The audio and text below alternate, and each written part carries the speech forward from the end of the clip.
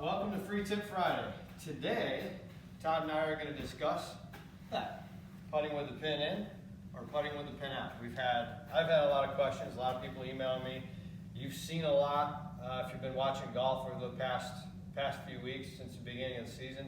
I have mixed thoughts.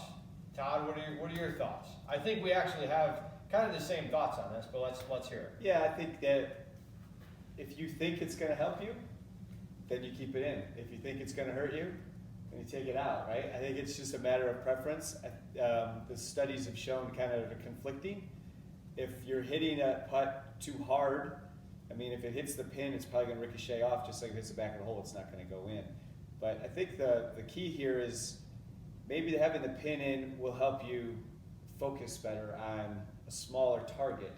And that focusing on a smaller target generally makes your margin of error less, so then maybe from that perspective, you'll hold more putts. Correct. I always tell people, when they get up on the first tee at Barrington, right? What's your target?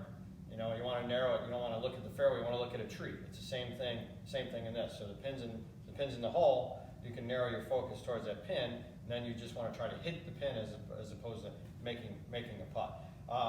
For me, long ones, I'm going to leave it in because one, it's going to speed up play. Right. And two, you have something more to aim at and you can see the hole. For the short ones, my speed doesn't vary that often. So from inside of 20 feet, depending on if it's uphill, downhill, whatever, I'll take that pin out because I feel that I have a better chance of making it with that pin out. Yeah, I agree. The pace of play is, I think, the reason why they changed the rule. Not having to tend the flag stick anymore makes it easier on your playing partners or your caddies now. So I guess really just keep it in as long as it's in and until somebody pulls it out. Yeah, and then speed. If you're off on your speed, if you tend to hit your putts too hard from time to time, then you know what? Leave it in, because if it does hit the flag and bounce off, it's only going to bounce off this much. And if you hit it dead on, it could go in. So yeah, I think like you said, if you hit the flag stick and it doesn't go in, it's probably going to go closer to the hole than if it would have hit the lip. And you'll have less three putts that way too.